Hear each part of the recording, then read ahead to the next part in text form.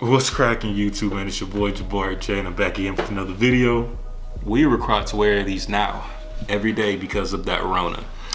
But today I want to talk about the Army Combat Fitness Test, the ACFT.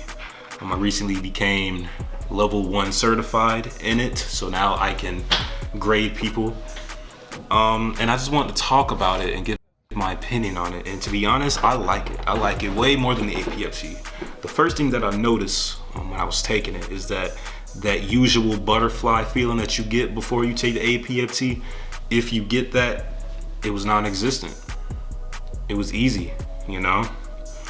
And this test, I can honestly say this test will be easier for those who are actual frequent gym goers who actually lift weights.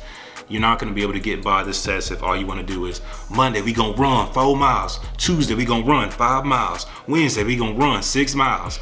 Because this test, unlike the APFT, is not catered towards Olympic marathoners. I joke when I say that. But yeah, the APFT was really catered towards people who can run fast, do a couple sit-ups and some push-ups, and you can score 300. Now, this actually requires you to take your muscle milk and deadlift a little bit, you know?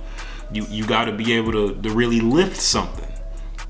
So yeah, I like the test, and you know, when I be doing the different events, I be feeling like I'm in the Olympics, you know, because I be out there doing my thing. But yeah, anyway, so this test is broken up into 3 different categories, okay? And it's all gender neutral, okay? It doesn't matter if you're a girl or a boy, or a man or a woman. It doesn't matter how old you are. It's all job specific. So, you know, the APFT females, they had to do their minimum was always a little bit less than the men, but now everything it's a level playing field, and I like that, you know? So for instance, you know, for the 3 categories, you got significant, moderate, and heavy. And when you think about it, the jobs are really based on who's playing the HUA games and who's not. I like to call it the HUA games, right?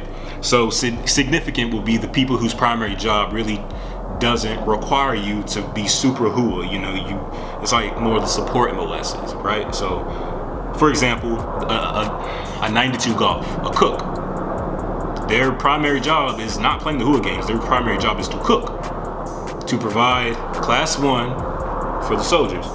Okay, another example would be the paper pushers, the 42 alphas, HR. We need them. Absolutely, we definitely need them, but they're not directly playing the HUA games at all. Of course, everybody's required to do their soldier, like their basic soldiering stuff, all that, but their day-to-day job, Monday through Friday, typically, it does not require you playing the HUA games, right? So, moderate. These people typically don't play the HUA games, but their job consists of them doing something that really pertains to the HUA games. So like, I think it's like a 74 Delta, 72, I don't know, a Seaburn guy, you know? The science people. You can't really, I mean, you can, scratch that. So like, a Seaburn specialist, they're not out really doing anything really super HUA, but their job consists of them of making something super HUA that we can potentially use in the fight. You know what I'm saying? Yeah. And then heavy. Heavy is the super HUA games, right? You got your infantrymen, the cab scouts, armor, artillery, right? And then motor transport.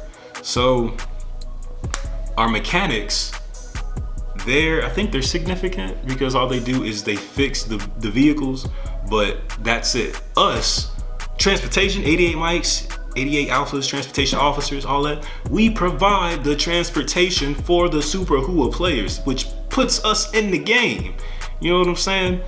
Like back when I played football and basketball and I was in the band or whatnot, you have that organization and you got the bus driver. The bus driver stayed in the hotels with us because essentially they're a part of the team, which puts, you know, whatever we going through, they going through the same thing. So yeah, we're driving Joe and the grunts to battle, which essentially puts us out there with them, which makes us be in that heavy category. That's kind of how I think of it, you know.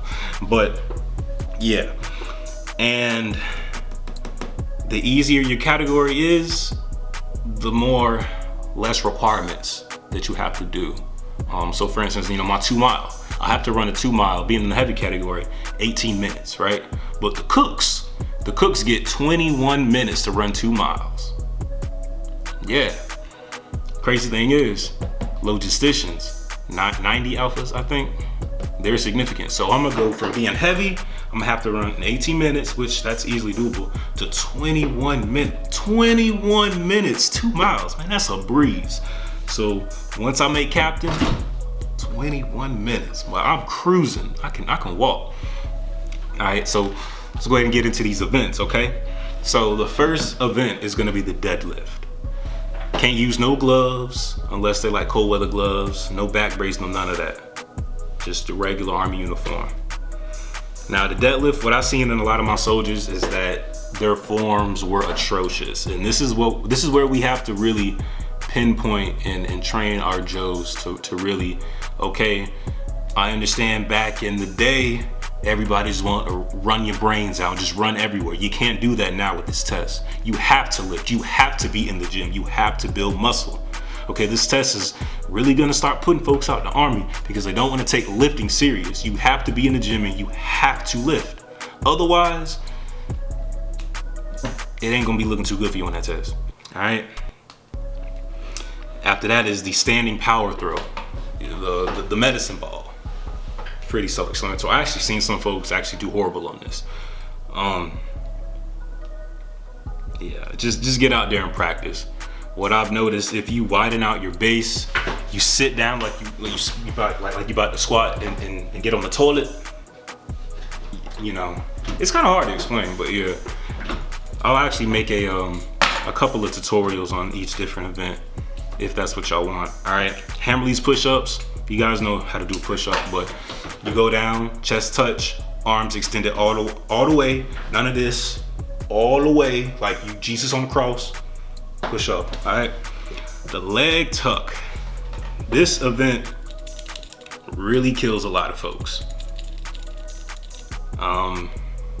Yeah, and it was kind of odd for me because the bars all around post, I'm 6'4", so even when I dead hang on the bar, my feet are touching the ground, so it's a little odd for me, but I did like 10 before I was like, all right, and I just stopped because I didn't really look at what my minimum was because I was just taking the test to get certified. I wasn't trying to max or anything. But yeah, again, I'll make a tutorial on how to properly do everything because right now I'm just kind of going over each different event and giving my opinion on it. The sprint, drag, carry. Now this is the meat and potatoes of this test. This is gonna kill some folks. Sprint, drag, carry. I liked it. I was like 1 second off of actually maxing the event. It's fun, you know. You start with the sprint, obviously. You start in the push-up position. They say go, you get up, you sprint down, touch. You gotta touch. You have to touch the other line. Come all the way back, boom. Then you're dragging. And when you turn around, that's when you're like, oh, okay, yeah, it's starting to get me. Put the drag down, then you do your little laterals, right? Finish those. You grab the luggages, the kettlebells, and you're carrying, right? You're carrying. After that, you got one more sprint. That takes a lot out of you. Once you do that, yeah, I mixed them up. So sprint, jack carry, then the leg tuck. So once you do that, you do the leg tuck, and then after that, you get a 10-minute break. You go into your 2-mile run. And that run sucks after doing all these events, but if your cardiovascular system is up to par where it should be, you should have no issues. And then say you got a running profile, well, don't worry, you got 3 alternate events, right? You got the bike, right? You got the rower, and last but not least, you got the swim. And I'll tell you what, I ain't swimming because I'm not Michael Phelps, but so far everyone that has opted out of doing the run, they ain't even look at the pool. Ain't nobody doing that swim, at least not in Korea, because it's still 47 degrees outside when we go PT, sometimes 34. It was like, I think it was 34 this morning.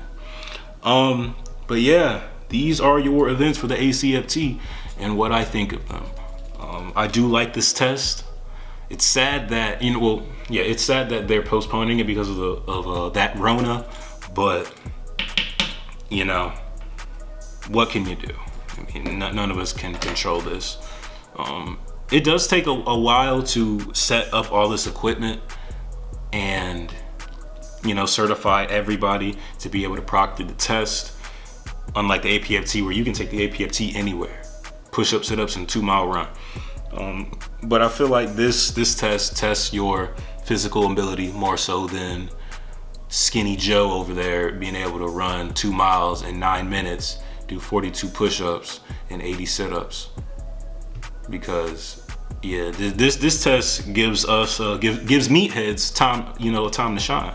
You know, all this work that we putting in the gym getting these gains, and now we got something to show for it with this test. So I appreciate y'all. Make sure you're wearing your gaiters, your mask, gas mask. If you ain't got no mask at all, or better yet, just do this and walk around like this. Just cover your mouth, wash your hands, and I'm out.